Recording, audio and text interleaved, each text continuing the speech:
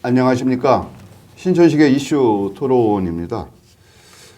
오늘의 주제는 유아교육 정상화 방안, 해법은 무엇인가, 이런 것이 오늘 주제입니다만, 한국인이 오늘날 선진국 대열에 진입해서, 그것도 아주 단기간에 선진국 노릇을 하고 있는 가장 큰 원인은 교육에 대한 아주 뜨거운 국민적인 관심 때문이라고 말씀하시는 분들이 많습니다.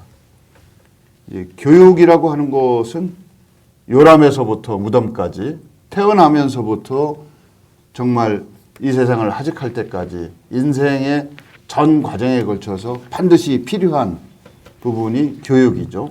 교육에 대한 해석을 이렇게 광범위하게 하는 것이 아마 정당하고 많은 분들이 타당하다고 소용하실 것 같은데요. 최근 들어서 대전광역시 의회에서부터 유아교육 관련된 조례안 처리 문제를 가지고 시민적 관심을 불러일으켰다 이렇게 볼 수가 있고요. 때로는 특정 집단을 대표하는 분들이 비슷한 시간대에 비슷한 공간에서 자기 의사를 표현하는, 우리가 소위 얘기하는 데모라는 이런 흔치 않은 광경도 접하게 되었습니다.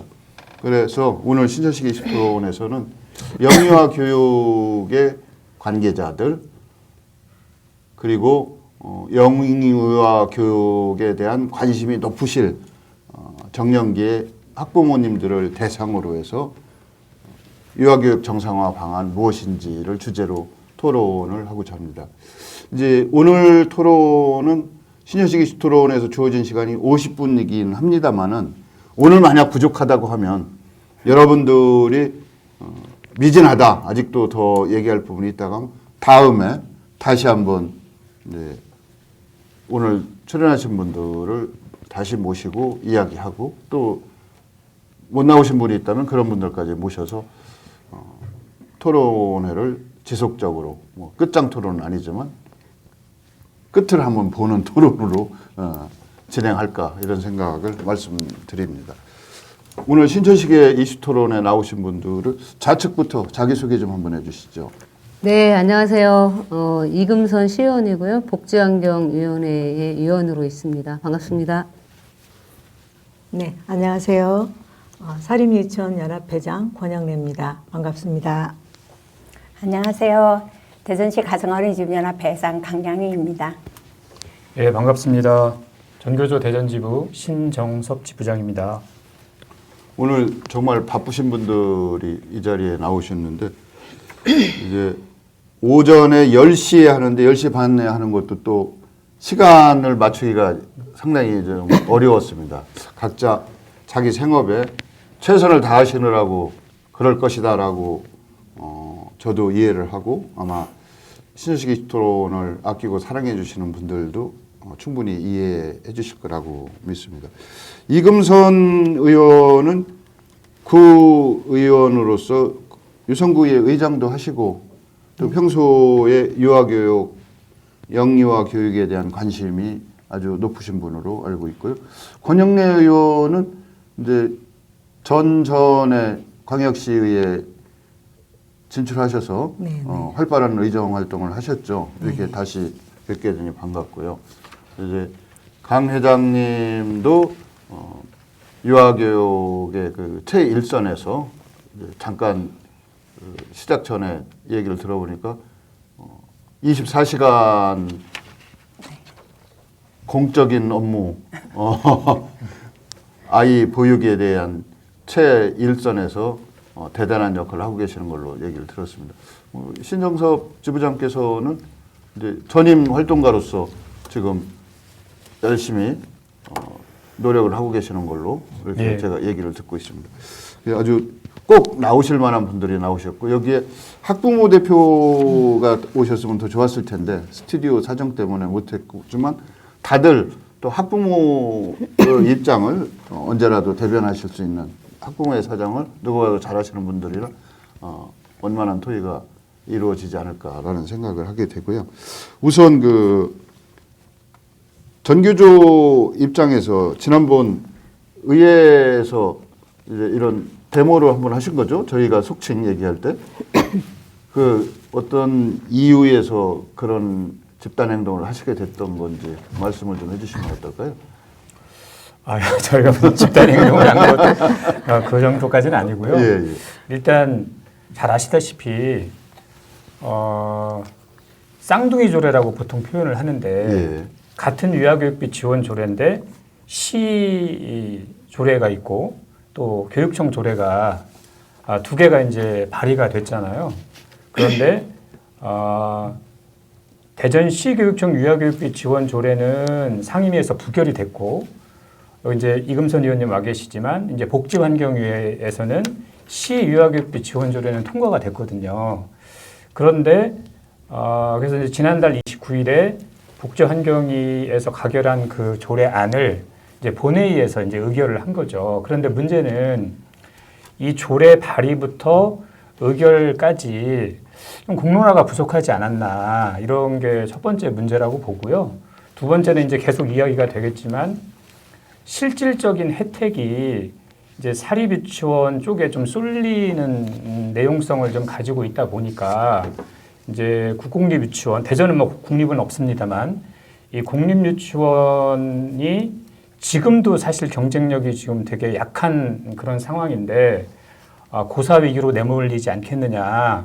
공립유치원에 대한 지원 대책이 함께 추진되어야 한다라는 그런 입장이 있어서 이제 그런 목소리를 낸 겁니다. 그 당시에 또 한쪽 당사자로서 참여하셨죠? 네. 어떤 이유가 있었을 것 같은데. 네, 이번 집회는 사실 학부모님들이 많이 나오셨습니다. 각 유치원마다 운영위원들이 다 구성되어 있는데요. 예. 운영위원들이 대다수가 나오셨는데 지금 지부장님 말씀 중에는 사립유치원에 지원하는 것처럼 말씀을 하시는데 이 조례안은 유치원을 보내는 학부모들을 위한 지원 조례거든요. 그래서 또 공론화가 좀 부족했다는 말씀을 하시는데 지금 의회가 아닌 전기에 의회에서 그 어린이집 대표, 또 사립유치원 대표, 국공립 대표, 또 관계 기관의 또 전문가들 다 모여서 이미 한 3, 4년 전에 심도 있는 토론회가 있었습니다. 근데 이게 이제 어떻게 흘러가게 됐냐면은 각 기관들이 어렵다 보니까 또 어린이집 숫자가 사실 굉장히 숫자는 많습니다. 전체 아이 수용 인원은 사립유치원이 제일 많지만 일단 어린이집도 어렵고 사립도 어렵고 다 지금 어려운 상황에 어려움을 적극적으로 의원님들께 이게 좀 토의를 하다 보니까 잘 돼갔던 조례가 부결됐던 거지 이게 심층 있는 토의가 없었던 건 아닙니다. 그 한 가지 예, 제가 말씀하시죠. 지금 말씀하신 거 이제 작년에 아시다시피 5월 달이었죠. 이제 정기현 의원이 대표 발의를 해서 이 비슷한 유아교육비 지원 조례 뭐 정책 간담회도 열고 실제 발의까지 하셨어요. 근데 올해 조례안하고 좀 다른 점은 그 당시 만 5세 한해서 월 5만 원 이렇게 지원하는 그런 방안이었고 이 공사립 유치원을 구별하지 않았어요. 그래서 이제 일부 이제 반대가 좀 있어서 이제 좀 어린이집 쪽에 반대가 있었던 걸로 저는 알고 있는데 그래서 이제 결국에는 상정이 못 되고 이제 자동 폐기가 됐거든요. 그래서 이 조례의 방향이 작년과 올해는 좀 다르다. 이 부분은 꼭 짚고 넘어가야 된다고 생각합니다. 이제 저도 이 토론 준비하면서 나름 자료를 찾아보니까 이게 근본적인 어떤 문제가 있더라고만요. 유치원과 그 어린이집을 바라보는 시각이 다른 시각이 존재할 수밖에 없어요. 뭐 소관 부처가 틀리고 어떤 그 일관된 법률 체계가 정립된 것도 아니고 뭐 이런 저런 이유가 있다고 많은 분들이 얘기하시는데 우선 이 국공립 대전은 뭐 국립은 없다고 하시니까 공립유치원과 어린이집이죠 이게 이제 따지면 또 사립유치원 간의 사립 간의 그 같은 유아교육의 주체임에도 이런 격차가 발생하는 근본적인 원인이 어디에 있는 겁니까 이 의원님? 사립하고 국공립하고 예, 사이요? 지원 체계가 다르기 때문이고요. 예. 그러면 국공립이나 이런 데 국가에서 이제 인건비 지원을 한 80% 정도 예. 지원을 하고 있고요. 사립 같은 경우는 그 인건비 지원이 없고 이제 보육료나 이제 교육비에서 인건비를 지급하게 돼 있어요. 지금 시스템이.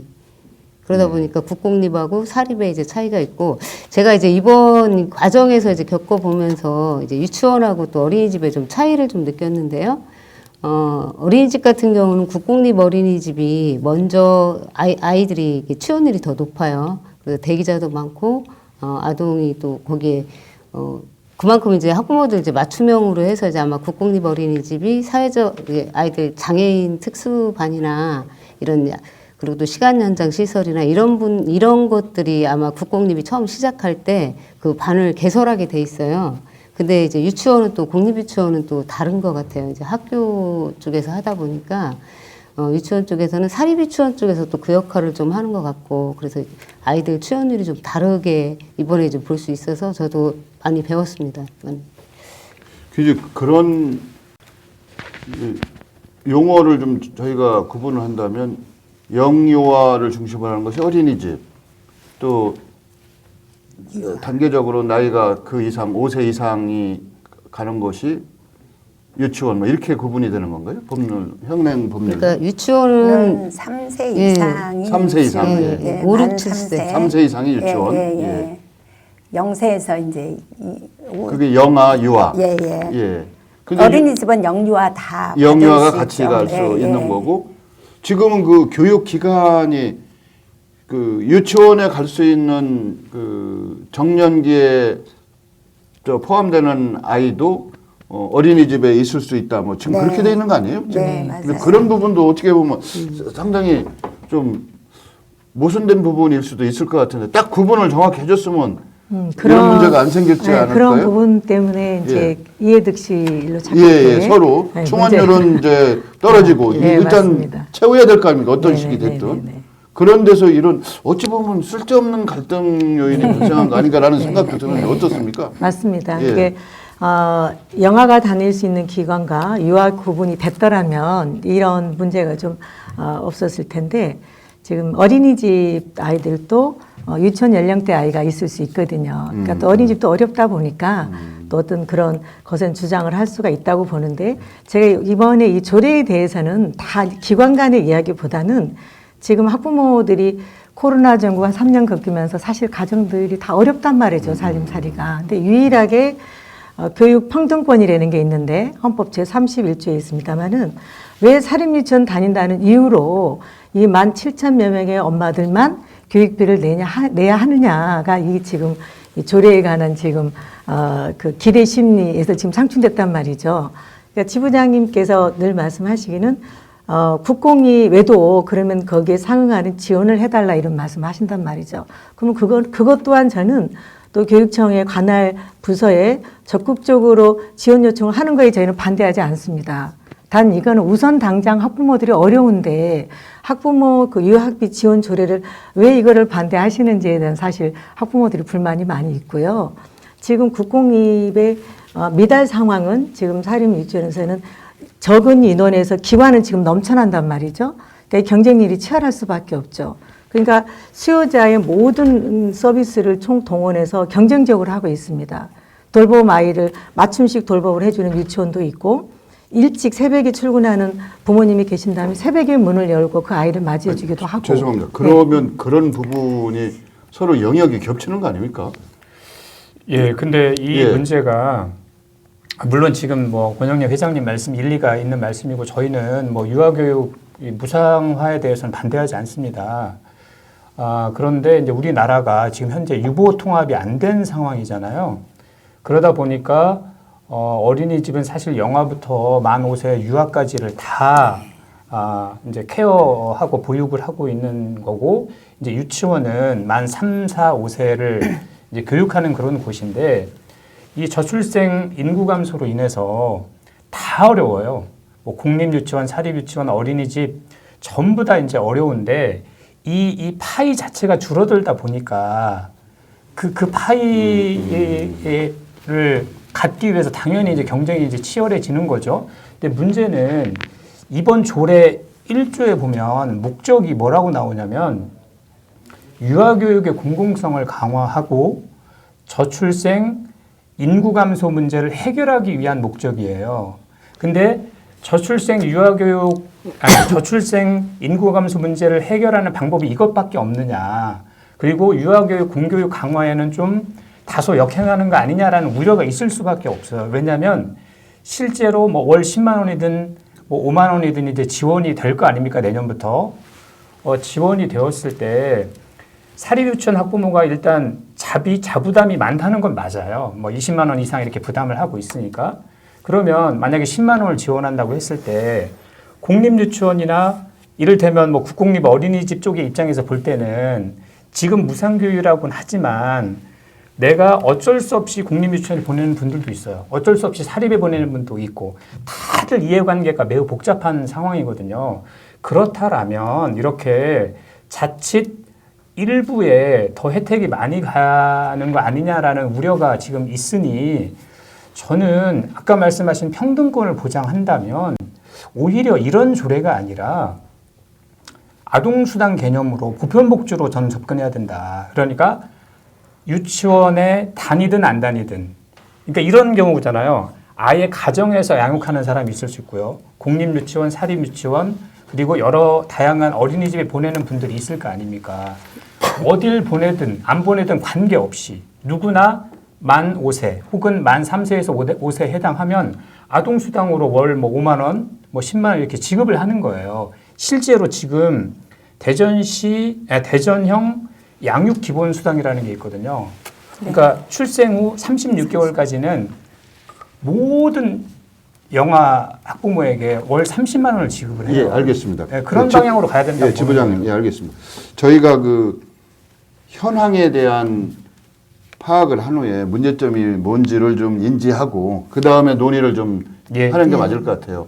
제가 알기로 어린이집 운영이 상당히 어렵다. 충원이 안 된다. 뭐 숫자도 유치원과 어린이집을 비교하면 유치원이 압도적으로 많더구만요. 대전의 경우. 그 이유는 어디에 있어요?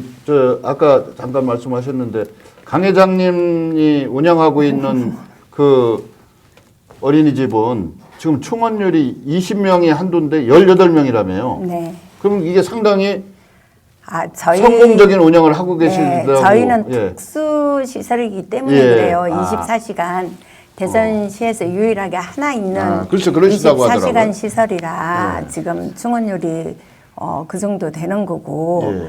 지금 이 학부모 부담금을 줄여주기 위해서 이렇게 하는 거는 유치원은 뭐 학부모 부담금이 상한선이 없는 것 같아요. 특별활동에서 상한선이 없는 것 같은데 어린이집은 대전시에서 3월이면 딱 정해져요. 이게 상한선을 학부모가 부담할 수 있는 특별활동 일종의 6만 원 특별활동료가 됐든 수업료가 됐든 수업료라는 이름은 안 쓰겠지만 특별활동 특별활동 뭐 현장 학습비 분기별로 뭐 6만 원 이게 딱 정해져 있기 때문에 저희는 지원을 받는다고 해도 이게 또 원마다 다 달라요. 원마다 이게 제가 한 과목을 했을 때는 뭐 2만 원이고 두 과목을 했을 때는 5만 원이고 뭐 이게 다 다른데 이 조례에 따르면 이걸 어떻게 지원할 거면 유치원은 이 상한선이 없는데 앞으로 계속 간다고 하면 저희 어린이집에서는 더더구나 영아인 저희는 부모 부담금이 없어요. 이게 특별활동을 할 수가 없어요. 법적으로 제한이 되어 있어요. 영아들은. 그나마 운영의 경영상의 어려움을 뭐 죄송한 표현인데 해소할 수 있는 길이 바로 그런 부분인데 그 방법이 없다는 말씀이시죠? 그런데 유치원은 그런 방법이 있다. 지금 우리 강 회장님께서 굉장히 잘못 알고 계시는데요. 상한선이 저기는 굉장히 법적으로 제재를 받습니다. 또 그러세요? 그 1% 이상 인상을 못하게 돼 있기 때문에 그래요? 인상을 안 했을 때 지금 물가 상승이니 교사 인건비들이 한없이 오르는데 저는 1% 이상을 못 올리게 돼 있습니다. 1%요? 네. 그래서 1년에 올려봤자 5,000원, 6,000원, 7,000원 정도 인상이란 말이죠. 그래 했을 때 오히려 더 동결이라는 게 동결. 너무 잘못 알고 계시고요. 그건 지금 다 동결을 작년 같은 경우는 100% 동결했단 말이죠. 동결을 안 하면 학급 운영비를 지원받지 못합니다. 그래서 그 뭐 제한이 없다는 건 잘못 알고 계시는 거고요. 예.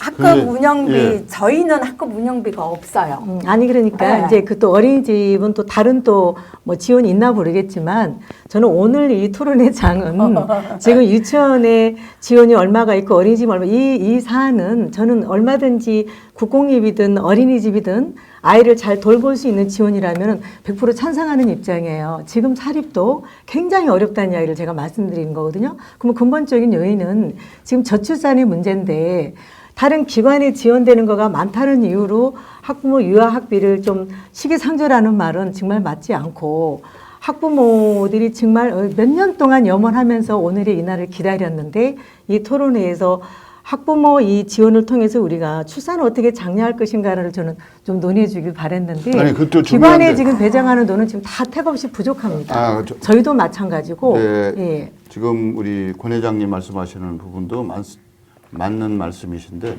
이 자리에서 이게 저출산 문제 해결이라고 하는 거는 중앙정부 차원에서도 이게 상당히 힘들어요. 그렇죠. 오랜 세월에 걸쳐서 막대한 재정을 투입했음에도 불구하고 네. 효과는 미미하고 지금 제가 기억하기로는 사람이 태어나서 0.8 정도의 그 출산율을 보여주고 있다. 그러면 계속 준다는 얘기고 그렇죠. 300년 정도 지나면 한국이 지구상에서 없어진다는 이런 극단적인 얘기까지 나와요. 그러니까 그런 일반론 뭐 당연히 맞습니다만 이 자리에서 출산율을 어떻게 제고시킬 것인가 논의는 조금 저희 범위를 벗어난 것 같고 우선 대전광역시 의회에서 사실은 다 의원들 지난주에 했어요. 비슷한 얘기. 그때 송할섭 의원하고 이쪽에 조원희 의원이 나와서 이제 그런 주제를 가지고 그 주제가 조금 틀리긴 했습니다만 이야기를 하게 됐었는데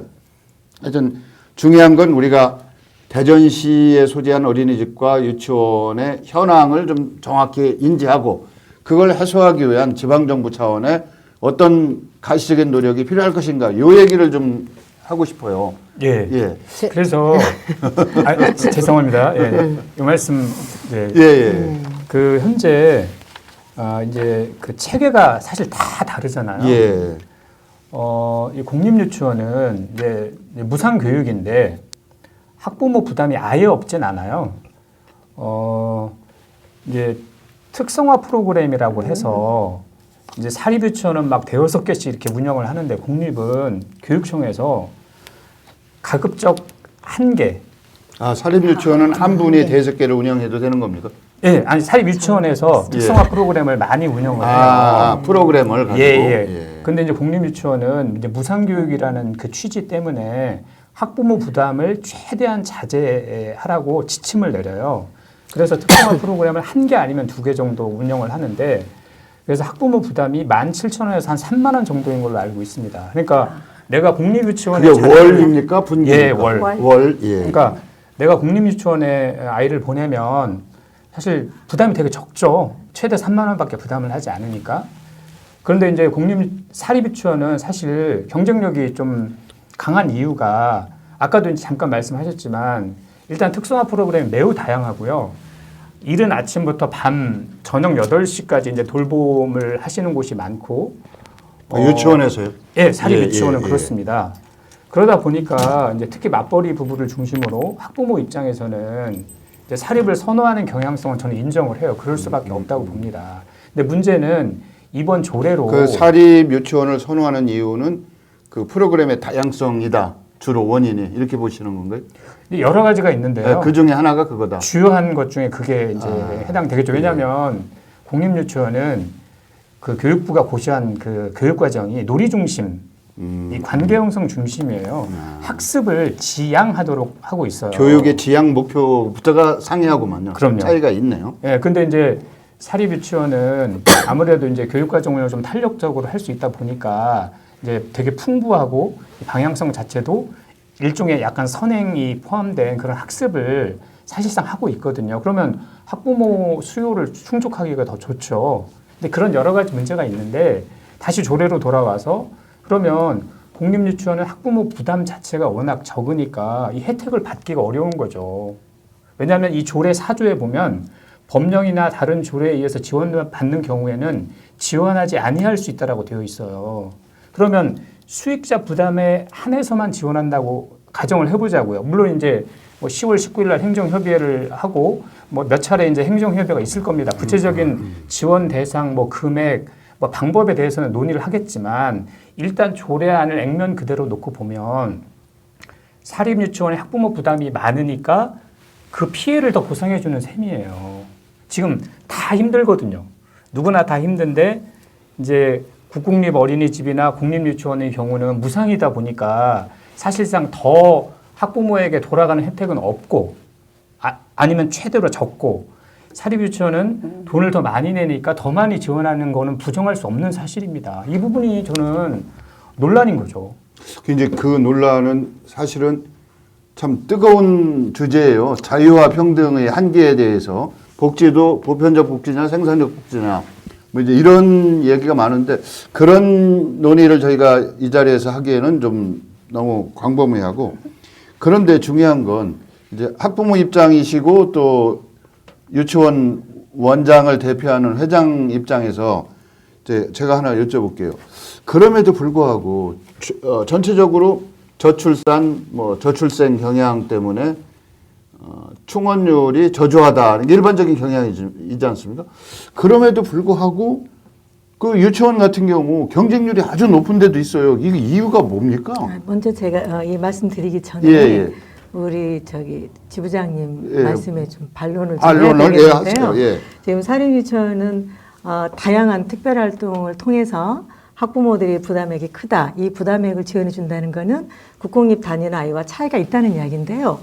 평균 교육비가 그러니까 전국적인 평균 교육비가 한 아이가 국가 예산을 비롯해서 우리가 엄마들께 받는 수익자 부담까지 했을 때 평균이 55만 7천 원입니다. 1인당. 예, 전국 월. 평균이 예. 55만 7천 원으로 우리 아이들이 모든 그 교육 과정을 다 받고 있다는 거죠. 그것은 지금 말씀하신 것은 정부 지원까지 포함해서 네네 모든 포함 모든 55만 것을 7천 원이라는 게 평균 교육비고요. 예. 대전은 평균에 사실 못 미치고 있는 상황이거든요. 예. 그러면 저희가 시간을 두고 토의할 시간이 있다면은 국공립에서 한 아이한테 쓰는 정부 국가 예산을 한번 따져봐야 됩니다.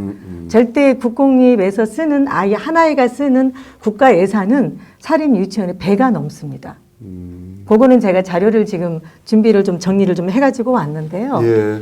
지금 아까 말씀 중에 그거는 왜냐면은 일단 이제 뭐 교지 확보에 관한 그런 거는 들어가지 않았어도 일단 교직원에 관한 직원이 이제 국공립 같은 경우는 행정실 인원이 적든 많든 모든 그 직원들을 다 갖추게 되어 있습니다. 행정실도 돼야 되죠. 또 기본적인 인건비 차이가 굉장히 큽니다. 인건비가 경직성 경비가 전체 지출의 한 80%로 제가 보고 있는데요. 그 금액부터서가 사립과 현저하게 차이가 납니다. 그래서 지금 어쨌든 사립 유치원에 쓰여진 돈은 국공립과 상당한 차이가 난다는 거죠. 국가 예산으로 봤을 때. 총액으로는 국공립이 훨씬 많은데 투자가 네네. 실제 체감할 수 있는 그렇죠. 저 학부모 입장에서는 너무 적다 이런 말씀이신 것 같으네요. 이제 지금 말씀하시는 게. 다시 실제로는 많이 지원을 해주고 있는데 국공립 유치원이 그렇죠. 실제는 근데 이제 체감하기는 너무 적다. 그 말씀은 고정비 그러니까 지출이 많다. 큰 틀에서 우리가 국가 이제 어차피 모두가 무상 교육이 됐을 때를 생각한다면 사립 유치원은 60만 원 이내로도 이 다양한 활동을 비롯해서 지금 수업을 충분히 진행하고 있는데 국공립에 쏟아붓고 있는 국가 예산은 사립의 배 정도가 된다는 말씀드립니다. 효율성이나 이런 부분에 있어서 떨어지고 있다는 차이가 있다. 뭐 이런 말씀. 그러니까 이제 제도나 시스템이 완벽하지 못할 때는 거기에 관여하는 사람들의 뭐 열정이나 어떤 그 노하우, 전문성 이런 것도 또 필요할 수도 있겠죠. 뭐 그 부분에 있어서 하실 말씀이 좀 있으실 것 같은데 어린이집을 대표해서 지금 국공립이 더 많은 지원을 받고 있다고 말씀하셨는데 이거는 정부에서 지원해 주는 거고 지금 우리 조례는 부모 부담금에 대한 이 부분을 얘기하시는 거잖아요. 부모 부담금에 대한 부분을 지원해달라는 거잖아요. 근데 이게 관계 부처가 달라요. 유치원은 교육부고 우리는 복지부 소관이기 때문에 사실은 교육부에서는 정말 많은 지원을 우리는 하고 있다고 생각해요. 어린이집에서는 유치원에 너무 많은 지원을 해주고 있다. 근데 우리는 시에서 지원을 받고 있어야 되는 우리가 있는데 유치원에서 교육부로부터 받아야 되는 거를 왜 이 시 조례에 넣어서 이걸 지원 받으려고 하는지. 근본적으로. 회장님, 네. 회장님 지금 이제 그 지방 정부의 권한이 많이 세진 거 알고 계시지 않습니까? 아, 그래도. 시장님 의지에 따라서 아니에요. 시장님 의지에 따라서 지금 이번 시장 이장훈 시장님께서는 아이 키우기 좋은 도시를 이야기하셨고 저출산 대책에 적극적인 관심을 가지고 있단 말이죠. 근데 이거를 뭐 관계 부처를 떠나서 시장님은 조례를 만들어서 지원할 수가 있습니다. 교육청은 아직은 그 상위 법령이 없기 때문에 이 그 교육청 조례가 부결된 이유 중에 하나가 어린이집이란 문구가 들어가 가지고 상위 법령이 없는 조례를 만든다는 거는 위법하다 해서 부결이 됐는데 지금 제가 아까 말씀드린 표준교육비 55만 7천 원이라는 거는 교육부나 뭐 보건복지부를 떠나서 국가 예산이 이렇게 들었을 때 우리가 효과성과 효율성을 지금 말하는 겁니다. 그리고 아까도 제가 말씀드린 내용이 어린이집이고 공립이고 아이들만 잘 키울 수 있다면 그 누구도 그 예산 지원을 방해할 이유가 없다는 거죠. 가장 시급한 거는 저출산의 문제로 지금 이런 이게 아기 다툼 하듯이 각 기관이 이런 토의를 하고 있는데 이 지원이 지금 사립유치원이 어마어마하게 많다는 건 어떤 근거에서 그런 말씀을 하시는지 모르겠지만 아까도 말씀드렸듯이 표준교육비는 55만 7천으로 지금 다 운영하고 있다는 말씀을 드립니다. 그래서 뭐 총액으로 따지면 이제 우리 권 회장님 말씀대로 이제 국공립 어린이집에 지원하는 금액이 유치원에 비해서 높다, 압도적으로. 이 말씀이시잖아요. 예, 예. 근데 이제 제가 조금 의아한 것은 이런 부분이에요. 이제 시의회 의원들 그 송할섭 의원도 두 개의 조례안에 다 같이 관여를 하셨다고만요. 나오셔서 뭐 이런저런 얘기가 있었습니다만 한쪽은 교육청 중심이고 한쪽은 이제 시정부 중심으로 조례가 제출된 거 아니냐 뭐 이렇게 이제 얘기를 했었는데 그 원인이 어떻게 된 겁니까? 그거는 아까 우리 강양희 회장님 말씀하셨듯이 유치원은 이제 교육부 관할에서 교육청에서 지원을 하게 돼 있고 이제 어린이집은 이제 보건복지부에서 대전시 지자체에서 지원하게 돼 있잖아요. 근데 이제 이번 뭐 학부모한테 이제 무상교육을 한다는 거는 저희 의원들도 다들 공감을 하고 해야 된다라고 하고 저도 이번 시정질문에 이제 저출생 인구 감소에 대해서 또 이장훈 시장한테 시정질을 했던 사항이거든요. 근데 이 부분에 대해서 이제 이 조례안이 지금 처음에 이제 복지환경위원회하고 교육청 그 교육위원회 이제 조례를 할 때 어린이집이 사실상 아까는 유치원 수가 많다고는 했지만 그 영아반이 빠진 어린이집 기준이에요. 그건 유아반만 했을 때가 유치원이 많은 거고 영아까지 하면 어린이집이 훨씬 많아요. 또 그렇습니까? 그래서 통계. 네. 그래서 앞으로 있구나. 시에서 지원해야 될 이제 어린이집 수도 많고 또 지원해야 될 예산도 많은데 이제 시에서 이제 유치원에 저기 학부모님들한테 지원을 한다고 하니까 그러면 교육청에서 같이 지원을 하자 해서 이제 조례를 양쪽으로 이제 만들었던 사항이고요. 그래서 만약에 교육청 조례가 이제 통과가 되면 그때 복지환경위원회는 그때 상정해서 통과하기로 하자 약속이 됐던 사항이에요.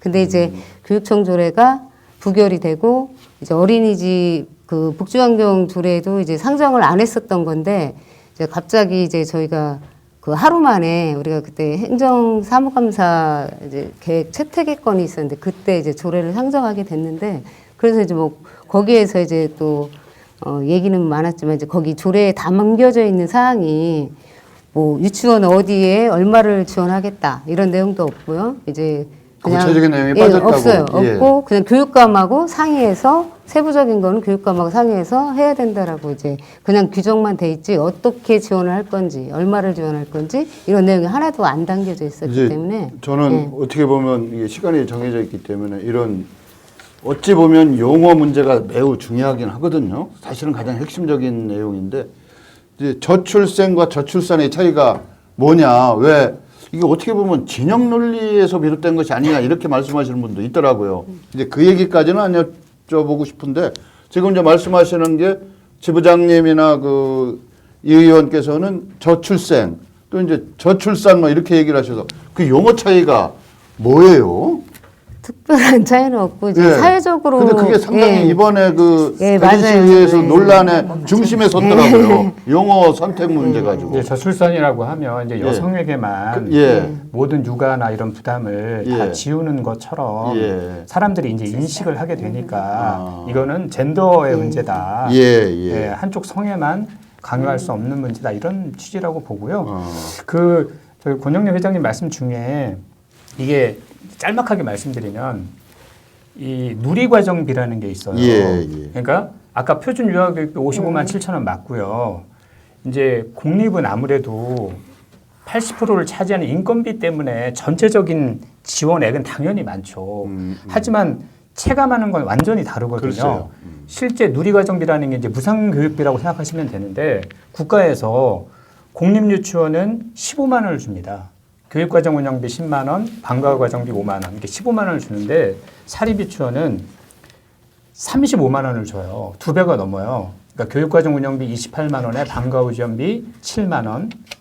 그리고 이제 그 이외에 이제 잠깐 말씀하셨지만 뭐 학급 운영비나 뭐 이제 그 돌봄 관련해서 이제 지원비도 있고 또 이제 사립유치원 교사가 이제 임금이 되게 열악하다 보니까 이제 처우 개선비를 또 최대 1인당 74만 원도 주고 이렇게 해요.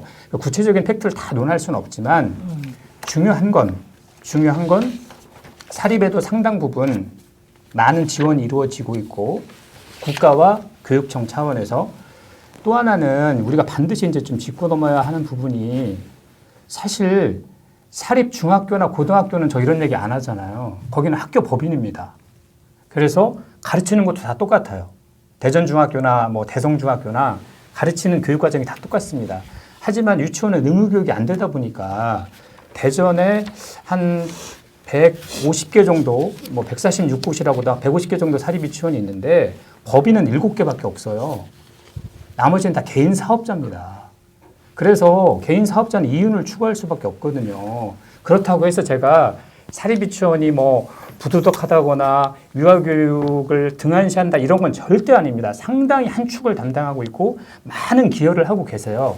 중요한 건 그 법적으로나 제도적으로 큰 차이가 있기 때문에 공립유치원에 대한 대폭적인 지원 없이 이런 조례로 지자체가 그 학부모에게 직접 지원하는 문제는 매우 신중하게 접근해야 된다는 게 제 생각입니다. 예, 또 하실 말씀이 있으실 것 같아요. 지부장님 말씀에 정말 엄청난 생각의 차이가 있다. 엄청난 차이가 있고요. 예. 지금 굉장히 시청자들한테 혼란을 줄 수 있는 말씀을 하시는데 공립에는 15만 원 지원하고 누리과정비 35만 원을 사립은 지원한다고 하는데요. 35만 원 속에 저희는 운영할 수 있는 교사 인건비니 뭐 차량 운행비니 모든 게 들어가 있는 금액이고요. 여기서 80%가 넘는 인건비는 오롯이 다 국가에서 공립은 지원하고 있습니다. 다 인건비고 모든 거 다 지원하고 이 15만 원으로 운영비를 쓰라는 거고요. 저희는 35만 원 속에 교사 인건비, 운영비, 뭐 보수 유지비 모든 게 들어가 있는 금액이란 말이죠. 그래서 이거는 굉장히 혼동을 주는 말씀이고요. 그다음에 교육과정이나 또 뭐 아까 뭐 그 개인 사업이라는 표현을 하셨는데 그건 원장님들이 굉장히 경로할 말씀이시고요.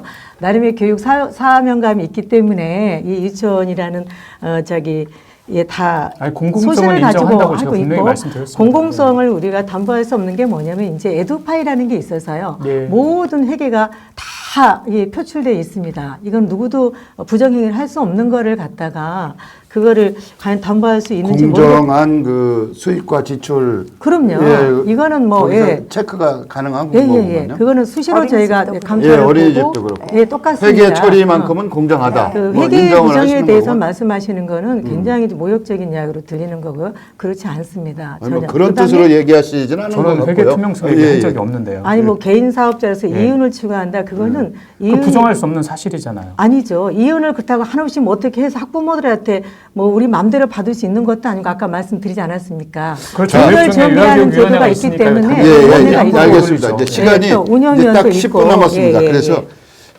항상 저희가 같은 방향을 보고 가는데 가는 길에 이견은 있을 수 있어요. 네. 이리 가는 게 빠르고 저리 가는 게 빠를 수도 있어요. 다만 너무 짧은 시간이라 죄송하긴 한데 유아교육 정상화를 위한 이제 유보 통합 논의도 지금 진행되고 있지 않습니까?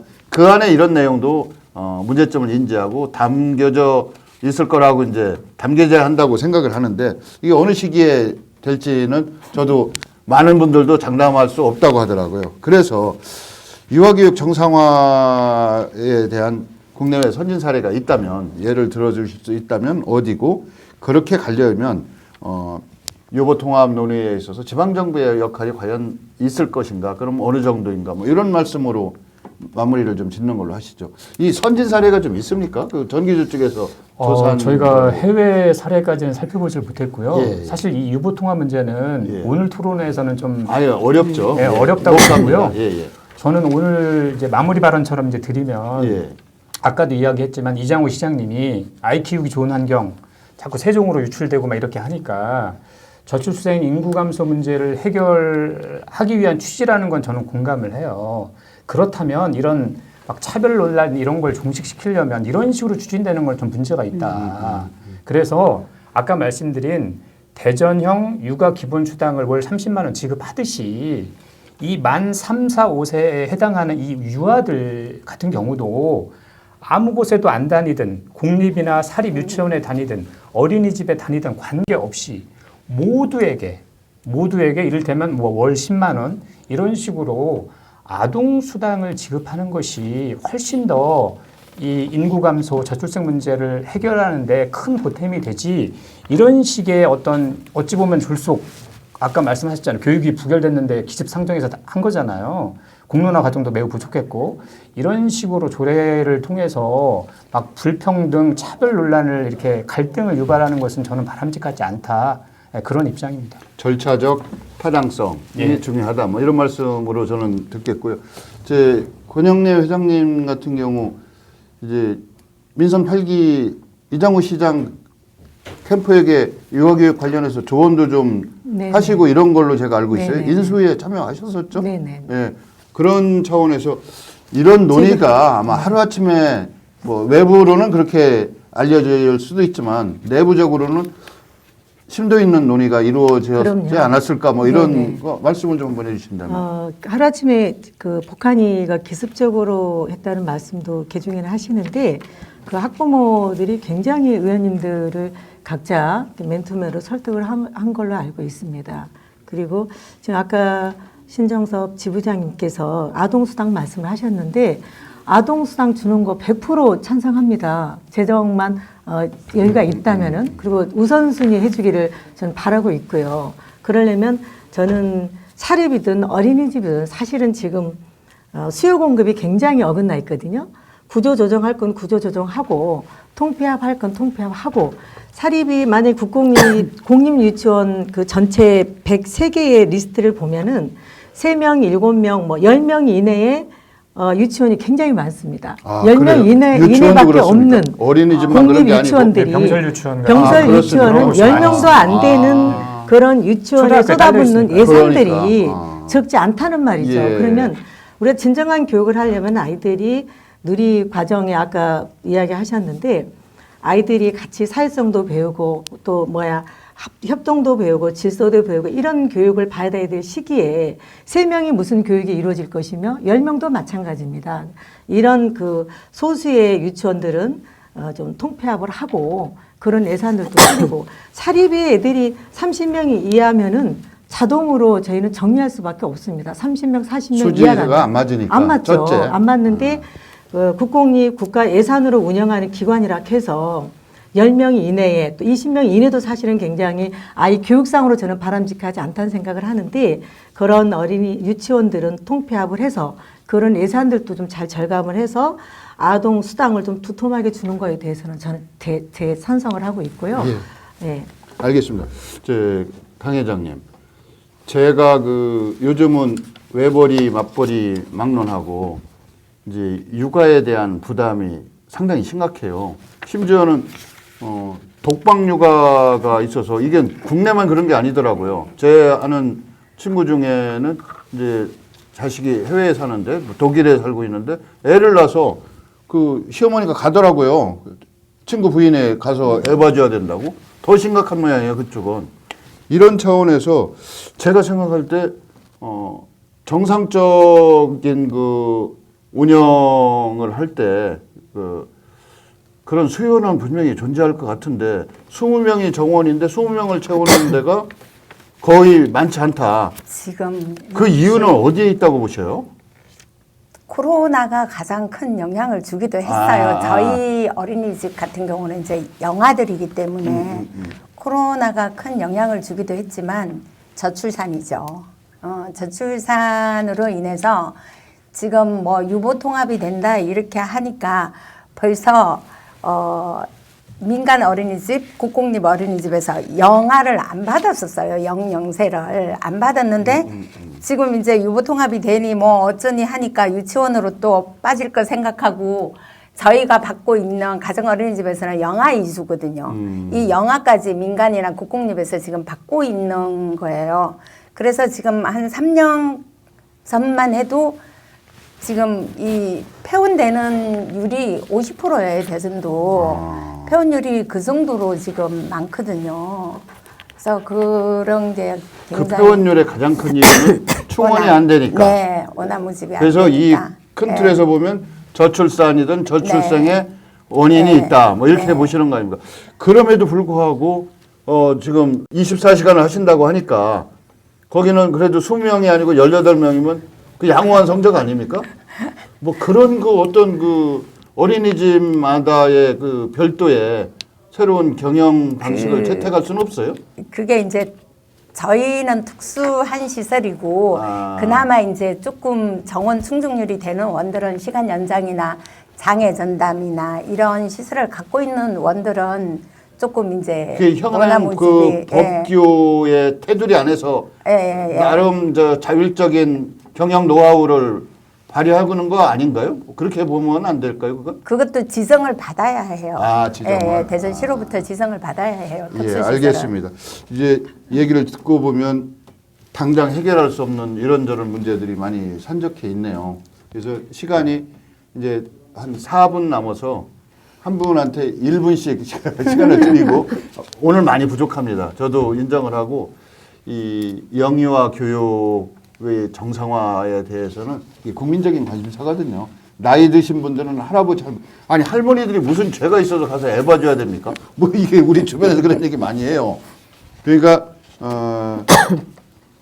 짧게 한 1분 정도 돌아가면서 이게 문제점이 무엇인지 이걸 해결하기 위해서는 정상화를 위해서는 어떻게 가야 되는지 이 말씀만 좀 각자의 입장에서 말씀을 좀 해주셨으면 합니다.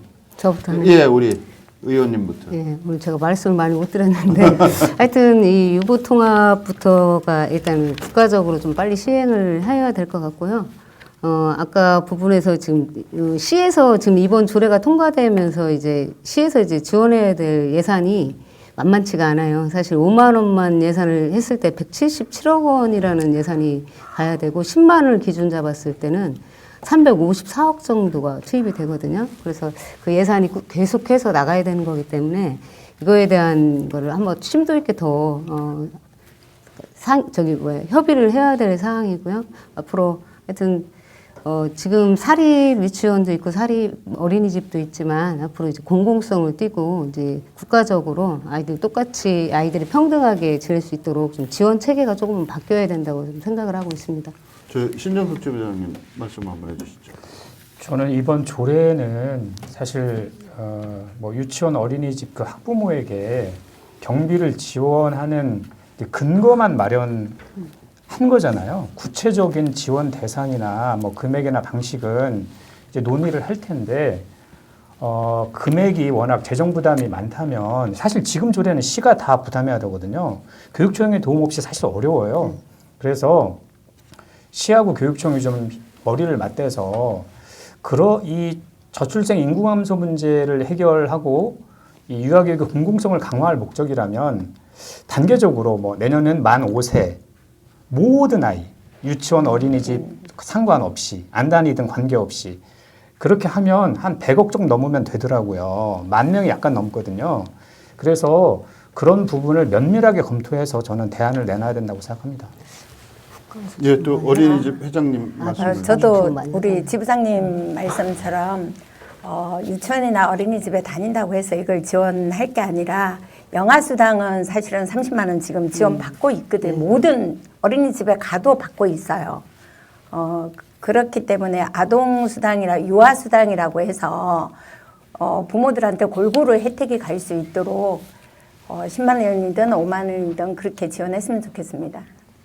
예, 권 회장님. 네, 저는 중앙 정부에서 2006년도서부터 2021년까지 저출산 문제로 썼던 중앙 정부 돈만 지방자치급 빼놓고 117조 원이었더라고요. 그러면 지방 정부까지 합친다면 더 상이한 많은 그 돈이 지출됐는데요. 얼마 전에 그 이금선 의원님 5분 발언해 보니까 우리가 세 자녀를 다자녀라는 표현을 하는데 다자녀라는 기준을 두 자녀부터 하자는 이야기가 있어서 저는 참 공감을 했고 그랬는데요. 어떻게든 우리가 그 아이들의 출산율을 높일 수 있도록 다각도로 좀 노력을 해야 된다 생각하고요. 이 학비는 지금 어린이집부터서 고등학교까지 무상인데 유일하게 사립유치원 다니는 엄마들에게만 교육비를 부담한다는 것은 정말 좀 그 교육복지의 불공정이고요. 그건 당연히 무상을 하되 아까 말씀드린 아동수당, 양육수당은 좀 도움하게 여러 각도로 연구를 해봐야 될 부분이라고 생각을 합니다. 예, 참 토론을 진행하면서도 특히 이런 교육 시스템의 문제, 운영 체계의 문제에 대해서는 해답을 구하기가 참 어려운 것 같아요. 현대사회의 특징을 다양성의 존중, 또 공공성의 확보, 이게 두 개의 어떻게 보면 상충된 가치관이 충돌할 수가 있거든요. 이제 이 자리에서 신천식 이슈토론에서 모든 해법을 제시할 수는 없지만 뭔가 관련 이제 의회 의원들 그리고 정책 당국자들께서 관심 있게 아마 지켜보실 거라고 생각을 합니다.